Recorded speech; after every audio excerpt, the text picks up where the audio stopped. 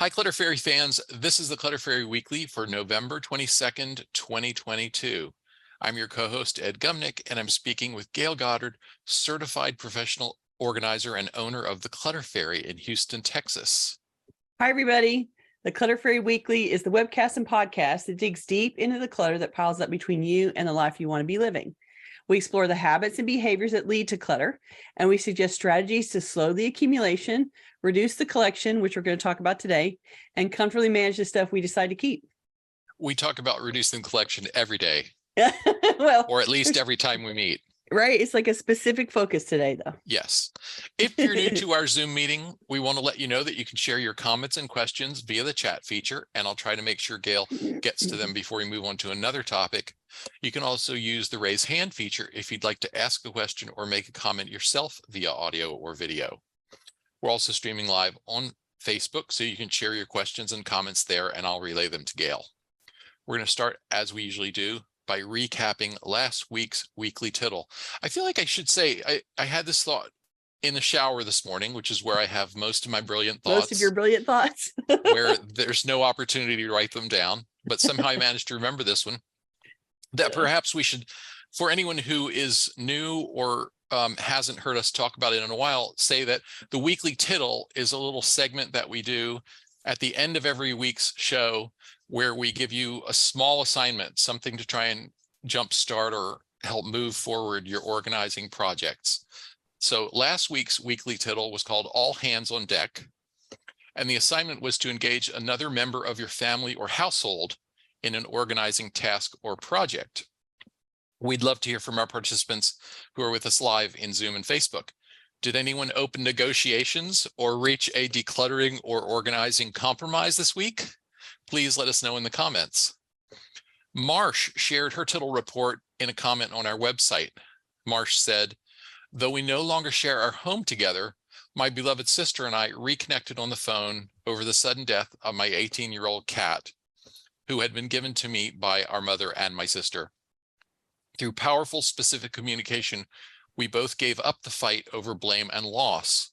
Our ending phone call created a tearful promise and dates set to meet up to figure out solutions and then outline where we go from here."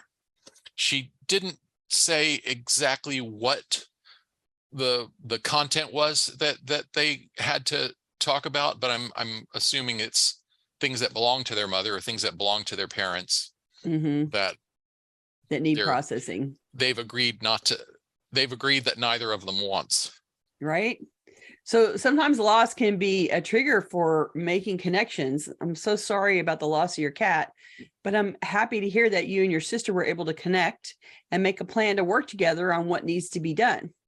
It sounds like a last parting gift of love from your kitty to allow you and your sister the possibility to come together and work on this project that you have. So that's really great news. Thanks for sharing.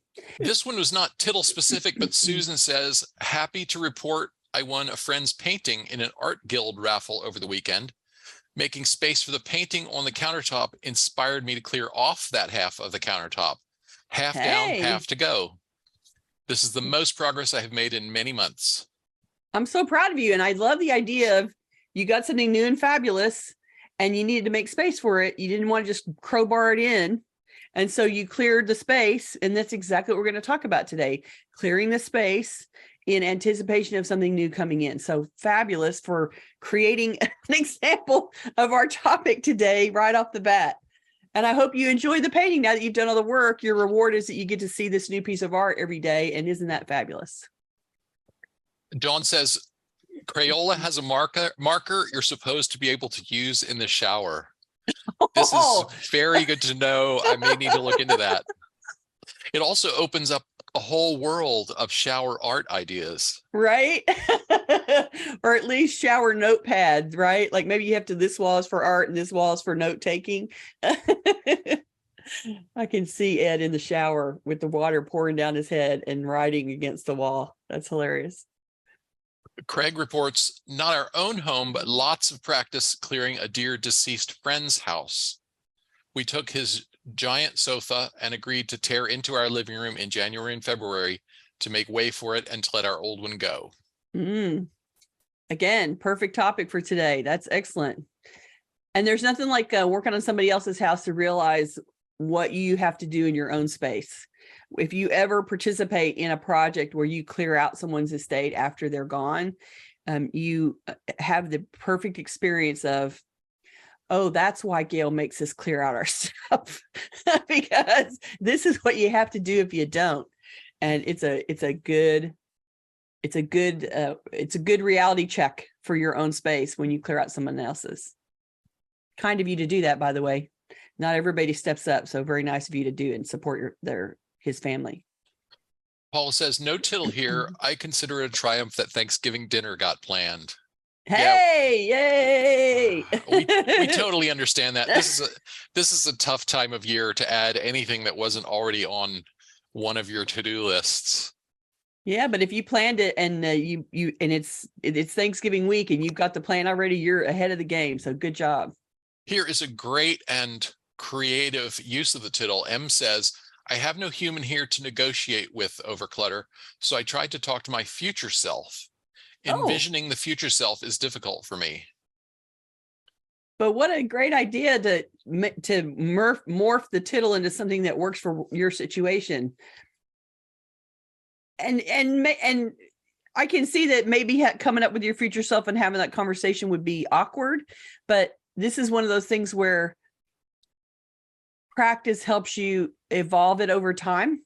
So it may not be easy, or you may not have the perfect vision right now, but the more that you think about it and put time in it, the better it will be. And so I like that as a recurring thing for you to do over time to improve that interaction and improve your vision of yourself. Craig added, so many reality checks based on my friends' habits. Right? Nothing like a little shocker of somebody else's volume for which you don't have the same level of attachment, right? Like being in your friend's space, it was all the stuff that was just stuff, and you didn't have the mental associations with the things that he did. And so you can look at it through those clear glasses instead of the rose colored glasses, and see that it's a collection of stuff that requires labor and manpower to move it out. So good for you. Glad you had the experience, because I'm sure it will inform what you do in the future in every way. So yay. Dawn says, I'm waiting to talk to DH about clearing off the area he has his pills/medication area. I know we're older, but I don't want it to look like old people live here. I love it. Well, and totally get it. Yeah, I get it too. Yeah, there are ways to manage that. You still want to, well, and you don't, besides other people getting that idea, you don't really want to send that message to yourself every single day. Yes. Oh my God, yes. The white beard is reminder enough. Right? Because you don't shave it off every day. You leave it there to look at. Right. Mostly because I'm too lazy to shave it off every day. Oh, that's hilarious. Samudra said, I realized that I'm a micro organizer, always have been, and one of my procrastinations was not allowing myself to organize, say, the insides of my drawers first. You consider that a procrastination? Well, I think what she's saying is, because that maybe feels like a later phase of the project. Okay. Does that, that's how I read it. Okay. Samudra, you can pipe in if you would like to elaborate on that for us. Right. And Naomi said, talking about other people's stuff, reminds me of moving company ad that said, nobody else's junk mixed in with your precious stuff. Husband and I would reply, our junk kept away from other people's precious stuff. That's good. That's very good. Oh, it's all in your point of view, right? It's all in your point of view, whether it's junk or precious stuff. Okay, we have a lot to cover, so we should probably get to our main topic, and we'll come back to more comments as time permits. Just as trees drop their leaves to rest and wait for spring, the end of the year is a good time for us to pause and shed things from our lives to make room for something new. to reflect on what has served its purpose, what no longer fits, which habits have changed, what we're ready to sell, donate, recycle, or discard. Today, we're going to talk about taking a personal inventory focused on clearing space for wonderful new things in your life in 2023. In a few weeks, we'll hit the reset button on New Year's resolutions and close out this year's tax files. It's the time of year that feels like everything is winding down to the finish. But before you can bring in the new, you have to make room by shedding the old. This is the season of the year when things die off and roll away, get retired, get let go of. Think of all the leaves that fall off the trees, all the animals that hibernate, all the things that go dormant in the bleak midwinter. To make room later for what you want, you can go through and focus on what is ready to leave your space, leave your life, has served its useful purpose. Make that old furniture go away. Go through the paper files to edit out the outdated material. Shed old boxes of work from a previous job. Go through boxes never opened from the last move or the boxes that you inherited. Dig into the junk left over from your ex. Look at your reading habits. What magazines come in that you don't actually read, or books that you're never going to read again. Look at the old hobbies and interests in sports that used to thrill you, but you haven't touched in a long time. What about clothes that can retire for the year now? Where have your habits over this year changed so you no longer need to keep fill in the blank? What I'm describing here is a point of view that mirrors the season. Look at your life and your stuff and your habits with the view of what is ready to be shed from your life. Don't worry in this moment about what you hope can come in new or what improvements you hope will take place. Just focus on what space you can clear out by releasing things that no longer serve you or suit you.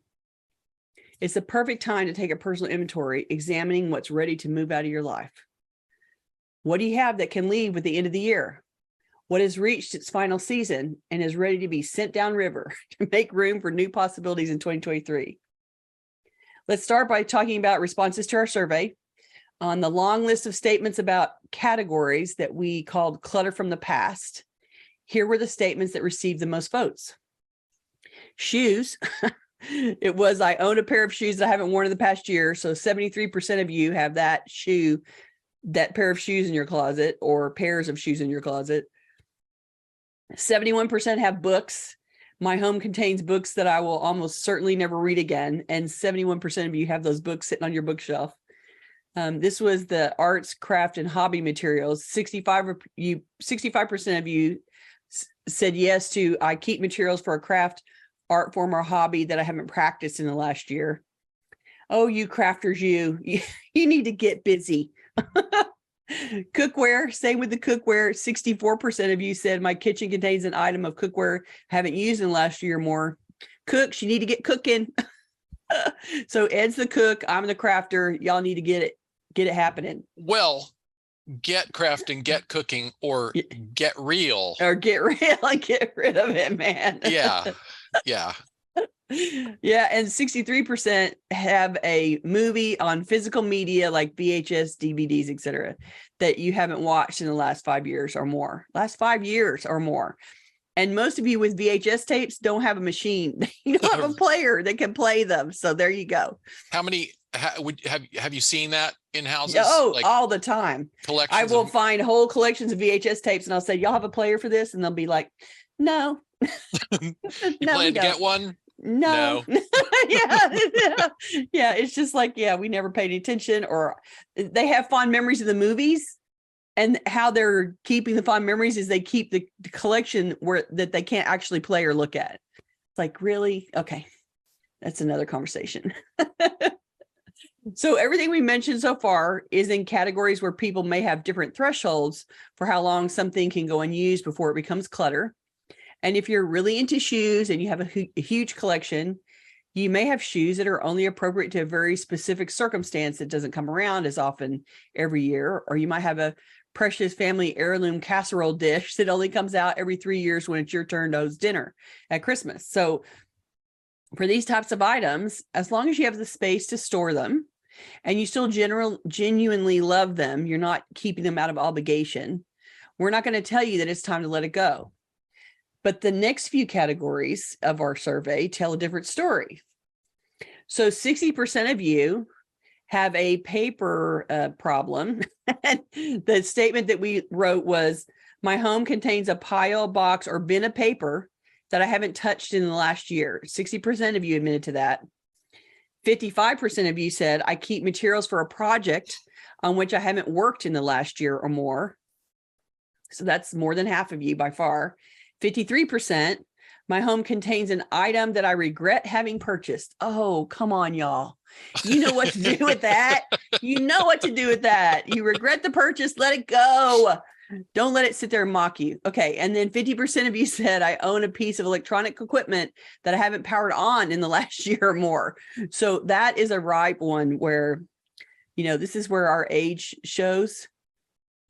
We remember before the existence of electronics. And so all electronics seemed super valuable because they went, when computers first came and the first iPod showed up and the first iPhone showed up, they cost a fortune and they seemed super important. And so we have a hard time letting go of the old ones. The first friend who owned a CD player and CDs. Yes. This was in about 1986 or something like that. It was like a holy object. I know, like, CD player. I don't remember if he put gloves on to handle the CDs, or he had this whole very reverent approach to managing the CDs. And now, of course, we throw CDs, throw them around like they're nothing, because we've realized you're not going to damage them. You're really not. We didn't know that at the time, I guess. It's so true. But I mean, that is part of our, that shift in the environment where electronics became so prevalent and so unique, and the things that they could do were so important. And so we remember buying the first ones, and it makes it super hard to let go of stuff. And it's like, yeah, it is now a churning industry of generation and waste, and we don't let go of it as well as we should.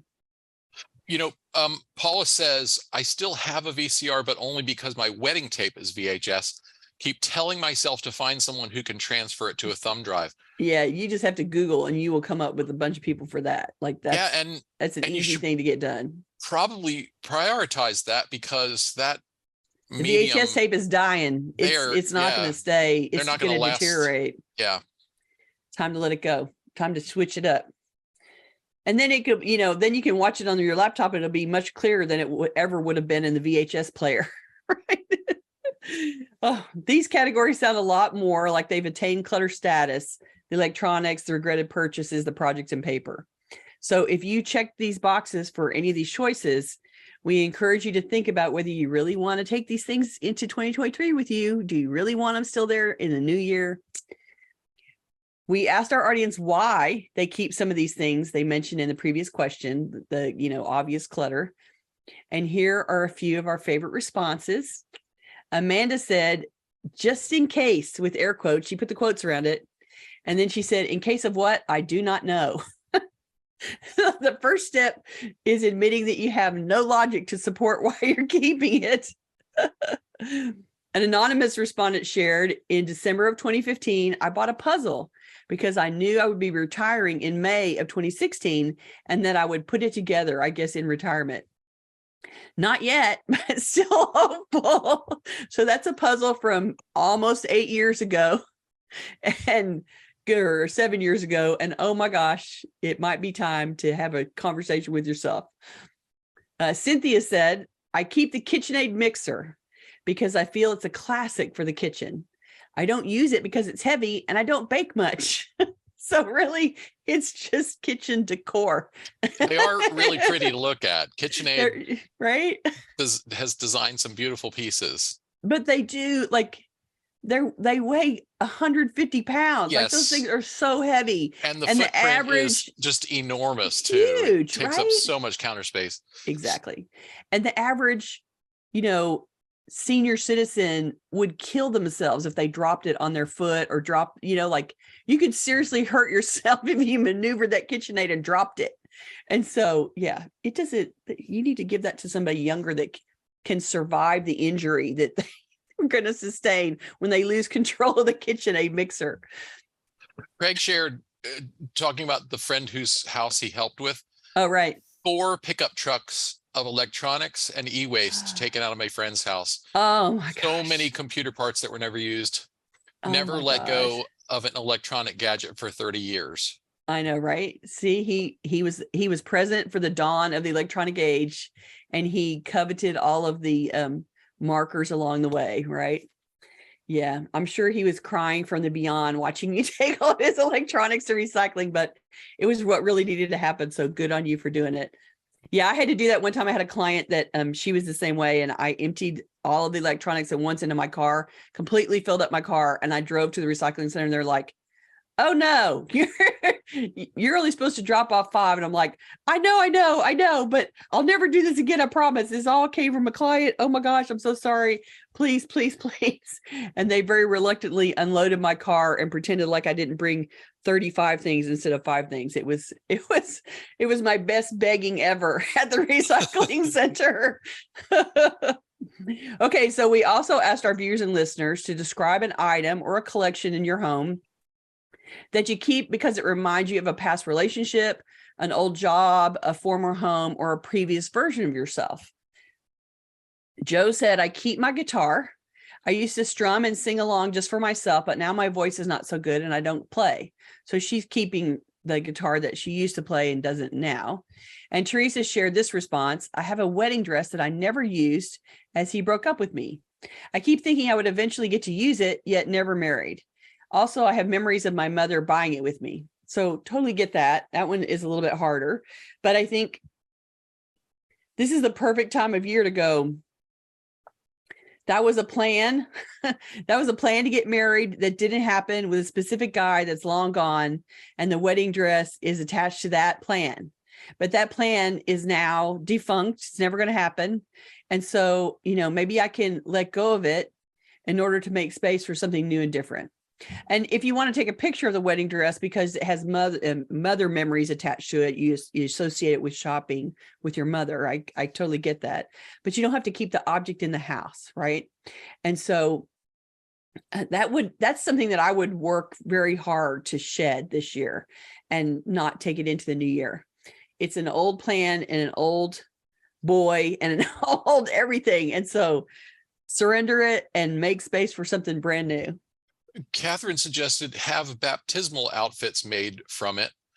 There certainly must be places where you can donate a wedding dress. Yeah. And there's lots of people that do that as a community craft, that they take the pretty silk and then they make baptismal, like she said, they make baptismal things out of them. And then give them, donate them to people. And so it's a way for crafty people that are focused on a specific craft, and you do little sewing projects. And can you imagine how many little baby things you can make out of a big full wedding dress? You can get a lot out of it. So, and it's a way to reuse the lace and all that stuff. And so, yeah, donate it away and let somebody do something new with it. Rejoice mentioned Goodwill sells wedding dresses. No, there you go. You can donate it that. My youngest sister, actually probably 2 of my 4 sisters, had wedding dresses that were secondhand. Were from, really? Yeah. And cool. And so it can be done. And they're both still married, so it didn't affect their wedding. Did not spoil the magic, apparently. That's awesome. Wearing a secondhand dress. Right. Of course, the other 2 who had fancy pants wedding dresses are also still married. So maybe my sisters are just good at being married. They had good examples to follow, right? There you go. So from our survey responses, you can tell that we all have things that are ready right now to go. So to make room for what you want in the future, you can focus on what has served its useful purpose and is ready to leave your space and leave your life. You can do this from 100 different directions. So think of it as clearing out a garden in the winter. You pull out all the dead growth, you prepare the soil, empty out old pots, and tidy everything up. It's time to tend the garden. So we can start with physical things. Look around your house and look at all the furniture, for instance. Has some of it been pushed aside to bring new things in? Did your kids bring furniture home after college or their first apartment and store it, air quotes, store it with you? Have you inherited a... Store meaning abandon? Yeah, exactly. Store/abandoned, right? Have you inherited a collection of things from your relatives? Are there pieces of furniture that you don't like anymore? Does it feel too crowded in the house? If any of those things are true, why not donate or sell those pieces to create some empty space? Furniture takes up a lot of space, and letting some of it go will create big open patches in your house and in your life. What about the paperwork? Do you have any old boxes of objects or paperwork from an old job stored somewhere?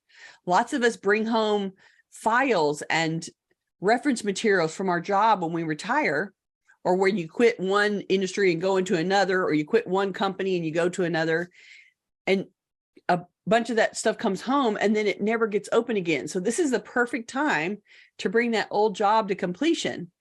It's been a while since you touched it, and the examples are no longer valid, and some of them are they're all trademarked to the previous company. So go and filter through it and lighten your load and see how much of that stuff is really necessary, and be realistic about it. Like, that the new company and the new job all have reference materials about what they want you to do. And so keeping all that old stuff is really not necessary anymore. Sometimes we have leftovers from our ex. Do you have junk left over from the ex? Things that got left behind when you split up. Maybe you're afraid that looking through everything is going to make you cry. Well, I'll tell you, just might, but it also might feel like a clean slate. So have that cry. Donate the things that feel like an anchor for your sadness and your sense of loss. You just might find that giving up the things taunting you in the corner will help you release some of those feelings of loss too. How about boxes? I had some, I cleared mine out. How about boxes that never got unpacked from the last time that you moved? Moving is tons of work and super stressful. Lots of people get down to unpacking the final few boxes and they just give up because they're exhausted. If you have somewhere to park those boxes out of the way, then you can ignore them. And lots of us do that. But those boxes are really just a bunch of packing materials and a little bit of your items forgotten, taking up valuable living space. So now that the move has faded in your mind a bit, it's, the trauma has passed, dive into those last few boxes. You'll be amazed you waited so long to do it and find acres of clear space afterwards. There's nothing magical in those boxes. You were just out of steam and at your wit's end at the end of a long move. They'll unpack in a flash now. So enough about stuff. Let's look at things from a habits and interest point of view now. We can start with your reading material. Think over what you like to read. Are there magazine subscriptions that you've lost interest in reading? There are. Magazines stored somewhere that you realize you're never going to read again. You created the collection of magazines while you were focusing on that interest, and now you're not doing that anymore. The end of the year is the perfect time to cancel subscriptions and recycle magazines. And books too. Look at your book collection. Surely you've added to it all during the year. Find the books that did not live up to the hype, or reading them once was enough, and pass them on to charity or sell them or take them to a hospital, a senior center. If you're finished, bless someone else with the joy of reading the book and get that space back where the book has been stacked. Let's think about your hobbies in sports. Often we try hobbies and they blaze for a while in our minds, and later the interest fades. If you've retired some old hobbies or crafts in your mind because you moved on, I don't like that anymore, it wasn't as much fun, it was too hard, go through the supplies for that pursuit and move on the associated supplies. There's plenty of it out there. And sometimes it's supplies that have a shelf life, like paint that's drying up or glue that's getting hard or whatever. It's a possibility that there's things in there that are dying while you're ignoring them. So go in there and filter them out. Do you ever play a sport or an instrument? If you used to ski or play tennis or play a flute, but you don't anymore, retire the equipment, make room in your life for some new interests.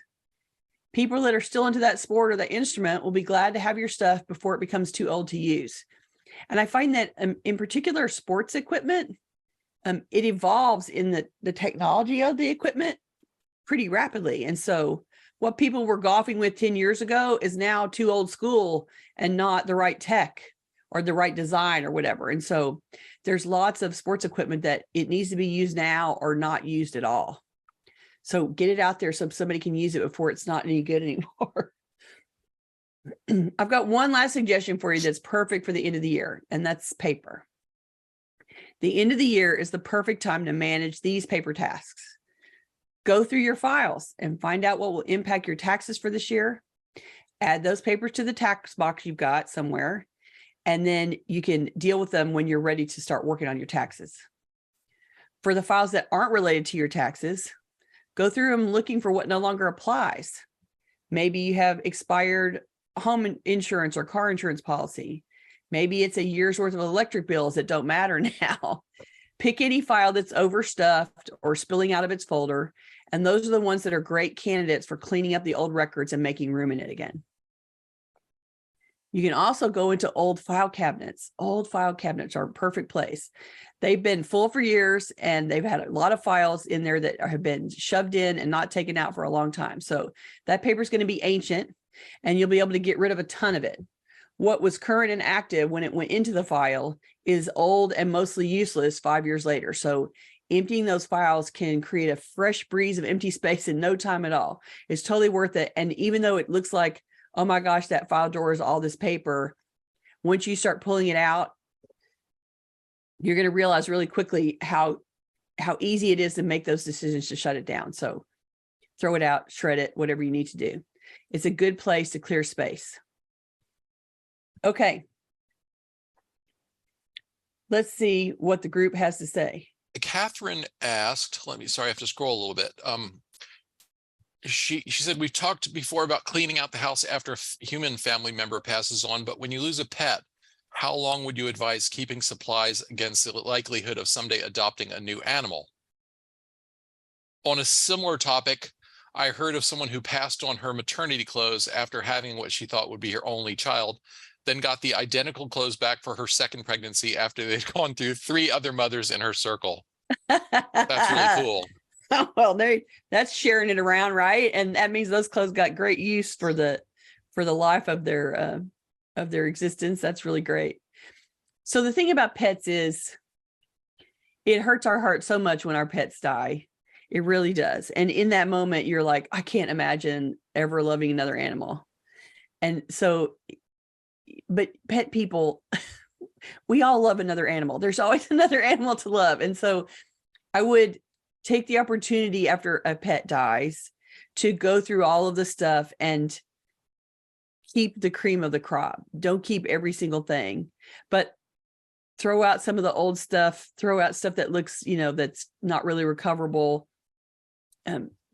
You can thin the collection out because we all have a huge collection, right? So you thin the collection out, keep the best pieces and put it, you're going to find a few keepsakes in there that won't work for the new pet that you're going to want to keep as a keepsake.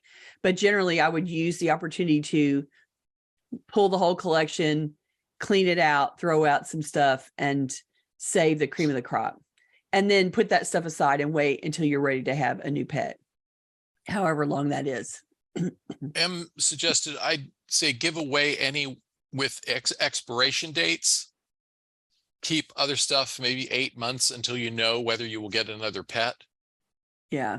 And she's right about the expiration dates. Like you don't want to give away the food right away so that somebody else can use it before it dies. And I mean, the cat's pantry of food and medications, supplements, treats, whatever, that stuff you should pack up immediately and send on to somebody that needs them. So that it gets used. And then the rest of the stuff you can filter a little bit differently. Well, and it depends very much on how you grieve too. Mm. Some people love to keep stuff around to remind them, and it's part of their grief to handle the things and look at the things. Mm. And then other people don't want that, don't want or need the reminders and want to clear it out. I mean, the answer kind of depends on how do you grieve. Sure. Exactly. And I think whatever that timeline is, ultimately you do want to filter through the stuff, get rid of the perishables up front, filter the stuff later. And you can do that around how you go through the grieving process for sure. There was an answer for, I think it was Paula who asked about a VHS tape of her wedding. And D in the Sierras recommended Legacy Box as a company that transfers VHS tapes and photos. I've heard of that company. I haven't used them personally, but I have heard of them.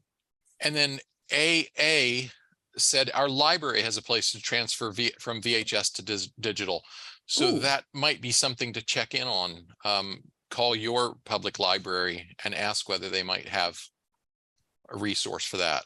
That capacity. Yeah, that's cool. Dee also mentioned the Legacy Box, recommended getting on Legacy Box's mailing list.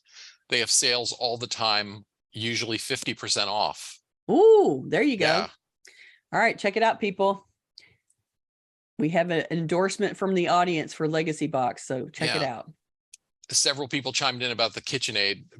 Bridget said, still the KitchenAid is sexy.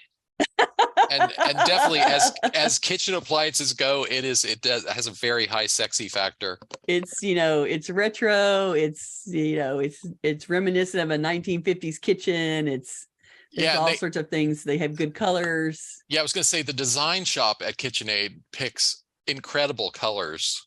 Rejoice said, ouch about the KitchenAid, as I want to get my mom's classic KitchenAid cleaned and ready to use again. All right, well, clean it, baby. If you're going to use it, use it. That's the thing. I mean, it's great at its job. It's just for serious bakers who are strong enough to lift it. That's what the audience is specific, right? If you're not part of that audience, you might as well let it go. They're amazing though. I bought a KitchenAid, I think in a box of, a box lot that I bought at an auction. Yeah. When I was a young adult trying to outfit his first apartment. And I bought a KitchenAid that was 1,000,000 years old and it continued to serve for, I don't know. I probably had that thing for at least 10 years. Ancient. It was ancient. It was probably made to last 20 or 30 years old. And I still got another 10 years out of it. There you go. Marsh shared, I gave my newer cat supplies to my neighbors, then donated the towels, blanket, toys that were clean to my local paws. It felt so good as I saw the kittens play with my toys. Oh, that's awesome. Yeah. 18 years is pretty good life. A cat that lived 18 years, that cat had a full life, and I'm sorry that you lost your little baby. We've all been there. On the subject of wedding dresses, Niz said, I took my dress apart and made a new baby crib with it. Oh, interesting. And M shared, my grandmother made underwear from her wedding dress. Really interesting. That's recycling. Talking about on the subject of furniture, Catherine said, as you start this topic, move furniture to clean dust bunnies from underneath and behind. Right? Yeah. Well, and was it Craig that said that he got from his friend, he got the big new sofa and he's got to make room to take stuff out. Right. The thing about the furniture is always a problem because it requires, strong people and trucks and a team and destinations to make it happen. And creating that as a project and making that happen, you can do that with money or you can do that with friends. And it's a lot to coordinate, but it's worth it in the end. And there's lots of furniture that's smaller that you can move around by yourself, but it's worth trying to get a team and a project together to make some of those big pieces get out of the way, because there's nothing like the empty space that's created when you move a big behemoth piece of furniture that's been an anchor against your wall or in the middle of your room forever. And especially if you don't like it. My favorite story about that is the lady who had the bookcase in her hallway that was her son's, that she was saving for him when he finally got a house, except that he was in his 40s and he rented a room at a friend's house. And he was clearly not ever going to achieve his own house status. And she kept the bookcase and she hated the bookcase and she was mad at it every time she walked past it in the hallway. It's like, you need to let that go. If he ever gets a house, you can buy him a new bookcase. Yes. But in the meantime, stop living with that piece of anchor in your hallway that makes you mad every time you walk by it. So there's lots to be gained from making the effort to get the furniture gone. And in the end, then you have a huge, big space and you have a lot of mental relief from that being removed from the house. So this is the time to do it. Well, it's not too hot and sweaty, right? If you're moving it out right now, you're not sweating to death. So Now's the time to move it. Naomi says, ski, tennis, flute. Gayle, I didn't know you were actually in my closet. Have you been breaking and entering in Edmonton, Alberta again? I have been breaking and entering in your mind. That's it. I'm just telepathically getting the picture of your house in my mind. Well, it just means that you're not unique, right? Like, everybody has those collections of things in their house in some form. So I've seen it more than once. You're just one of the many. M says, seems like now is a good time to weed books because other people will want books to read from under snuggly wraps this winter. Yeah, exactly. That's exactly right. Time to discard so that other book readers can pick up. Marcy says, my mother-in-law's KitchenAid is taking up space in our basement, along with many other kitchen appliances / tools. Jane shared, in 2020, I was able to sell a piano on consignment. It hadn't been played in years and freed so much space when it went on to someone who would play it. There you go. And someone who is ready to do the work to, freshen it up and make it in tune and then play with it. Oh, Marcy says, can you call my hubby, please? That is the sticking point. Right? Okay. Yeah, I refer you to our last conversation where we talked about relationships and clutter. Okay, that was a tough subject. When I was looking through responses to last week's video, searching for things to share if anyone had worked on the Tittle and so forth, a lot of people said, were lamenting the sticking points that you can't get anyone to, you can't change somebody else. Yep. You can model the behavior that you'd like to see and hope for the best. Right? Yeah. And some people just don't have the skill set. They just don't have it. Like people that are super organized don't understand why other people don't just get on board. And it's like, well, we don't all come in with the same skill sets. We don't all come in with the same brain. And so it's not always possible for someone to do it differently. They can learn minor changes. They can be, if they're enthusiastic, they can be trained to do organizing things, even though it doesn't come naturally, but they also have to be willing. And sometimes when you've been fighting about it for a long time, everybody sort of retreats to their corner and stops being willing to have real negotiation about it. And so it's something that creating the space to actually negotiate about it afresh instead of re-dancing the same dance that you've been doing all along, depending on how long you've been married or how long you've been living together.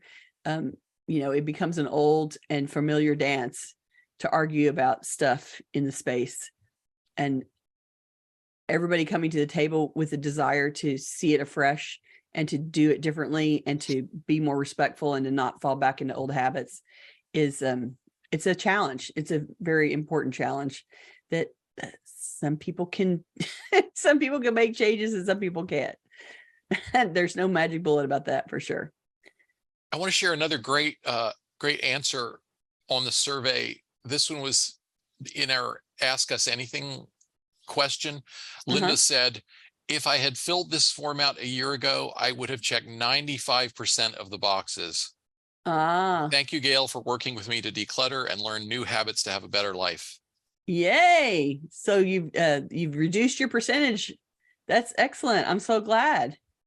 There were also some really interesting answers to, we included on that long list of check boxes, we included another option that let people fill in their own. And some of them were things we expected, like my home contains inherited items that I don't know what to do with. Closet contains clothing that I have not worn in a while. Clothing not worn for a year or more. Old Halloween costumes we will never wear again, but my daughter will not let me donate them. Oh. And this is an interesting one. Items stored in the very top cupboard, stored is in quotation marks, items stored in the very top cupboard and in the shed that I will never use. I don't even know what is there anymore, and they take up all my storage space. time to pull those down. That's a perfect, what you just described is perfect for this week's Tittle. It's perfect because it is old. You already know that you're never going to use it. You don't remember what's up there, and it's taken up all your storage space. So time to jerk it down and go through it and let it all go, because it is old and expired already in your mind. Like, it's not actually expired, but in your mind, it's like, no, no, no. And so totally worth the effort to pull it down. You put it up there just to get it out of your face. And you put it up there so that you would just not be in your living space. So let's pull it down and let it go on to the next version of itself. Let it go live somewhere else. And you will clear out a whole bunch of space and have storage back. And you will be thrilled to have that empty space to start the new year. Here's another one I really like from Claire. She said, I keep safe belongings for adult children who don't have the space to keep them themselves. Madness. I realize I live in a warehouse. Enough already. This worm is turning. LOL. Yay! This is what we want to hear. Go team, go. It's your living space. It shouldn't be a warehouse. It should be a place that feels like a living space to you that is comfortable and lovely. So go team, go. You are not a warehouse. You can empty the contents of the warehouse out and only have the stuff in it that makes it your house and your home instead of the warehouse part. Naomi said, it's the underlying emotion that is the sticking point. If you can truly acknowledge the other person's emotional issues about the stuff, you have a better chance of addressing the surface problem. That's absolutely true. I Amen. think that's what falls to the wayside when people live together for a long time and they start arguing about it. They have emotions about it and they don't feel like they're being heard. And then you get sort of dug into your positions because you're defending how you feel about it. And that's where people get stuck. Absolutely. And so part of that open and clear conversation is acknowledging what's real and acknowledging for how it feels to someone else without having the typical judgment about it. And that's always the hard part. The more dug in you get to your feelings, the more you get dismissive of the other person's feelings. I'm not being heard, therefore I'm not listening to you. And you get all stuck up in my feelings aren't being heard, which has absolutely nothing to do with the actual physical stuff. Now it's onto it, my feelings aren't being acknowledged. So you're right. It's all about the feelings, right? And trying to deal with them and doing it from a new place of respect and honor instead of the disrespect that you've been stuck in for over time because everybody's been hurt.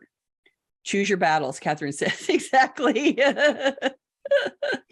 So I think we have to move on. Okay, one more quick thing.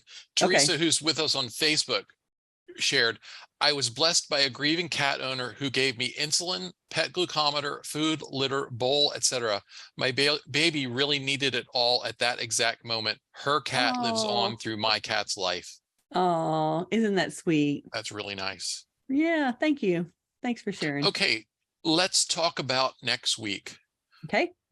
Okay, so I've been a little busy with a project this week that has eaten up all of my time. So I have not written up the snappy title and blurb for next week, but you'll see it very soon.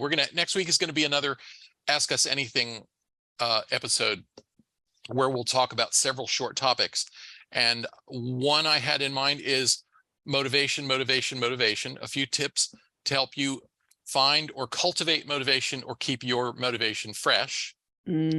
Another great one that I think we're going to talk about is things we keep for company. So stuff that's in our house for the sole purpose of house guests. Right, to support house guests. Okay. And then actually you touched on the topic of papers for tax time, but I thought we could offer a list of suggestions, short list of suggestions for how to organize the papers you'll need specifically for tax season. Yeah. Okay. Since that stuff's getting ready to start pouring in again. It is going to start pouring in, and you're right. Okay, those are good. All right. Let us talk. Do you have any final thoughts on this topic before we move on to the Tittle? Sure. Here's the final thought. The last item on this week's survey was describe something new that you'd like to have, to be, or to do in 2023. And one of our favorite answers came from Sarah, who said, I would like to have a home with clear surfaces that feels like a relaxing place to be. I would like to be the kind of person who has the habits ingrained enough to retain a peaceful and tidy living space. I would like to do more relaxing and healing versus the stressing and hustling of the last several years. I love this vision of yourself, Sarah, and now is the time to make space in your life for those changes. The concept I'm suggesting today is one of reflection and release. Look at your life and find the pieces that no longer belong. You could think of this as the time to clean up the garden and get it ready for spring planting that's coming later. So, Sarah, I hope that you can look at what is in your life, in your space today, that doesn't support that new vision of yourself and start tossing those things out.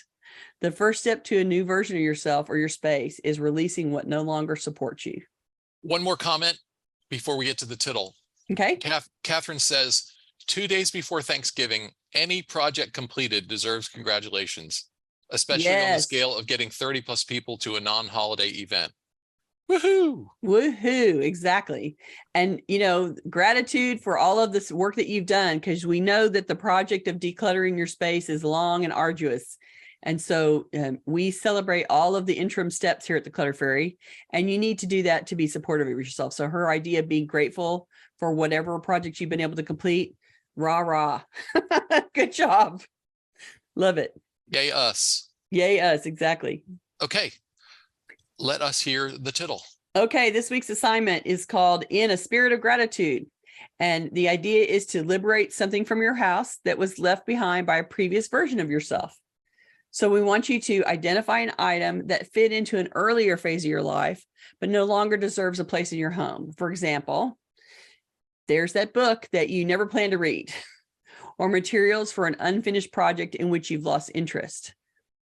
A decorative object that no longer suits your aesthetic. An item of clothing that doesn't fit or isn't likely to fit anytime soon. Clothing or gear for a sport you no longer play. We could go on, but in listening to today's discussion, we imagine you probably already have a few things in your head. Reflect on what this thing once meant in your life. Write or say a few words to yourself or to a loved one about your gratitude for the enjoyment and use you've gotten out of the item. And then make a plan for gifting, donating, or discarding this item. The idea being, you can go and say, I used to wear that piece of clothing. I looked great in it. I had so much fun in it. I can remember all the fun times, but I'm not going to wear it now. I'm not going to do that now. And this needs to go on to the next person and to its next life. And hopefully you can come back and tell us that you were able to pull out some of those old things and clear some space. We want to clear the decks. So come back and tell us how you cleared the decks, and we will talk about it next week. All right. If you're watching this on YouTube, I didn't say when I was announcing next week that we are meeting next week, Tuesday, November 29th. Okay. At the usual time, noon US Central Time, live in Zoom and streaming on Facebook. If you're watching this on YouTube, we would love for you to join us live. To get notifications about upcoming events, we invite you to join our meetup group by visiting cfhou.com/meetup. You can also follow us on Facebook by visiting cfhou.com/Facebook, or join our mailing list by visiting cfhou.com/subscribe. Someone mentioned having a problem with the subscription form on our website at that URL I just gave. Okay. The form appears to be loading properly for me, but it's a somewhat complicated MailChimp subscription form.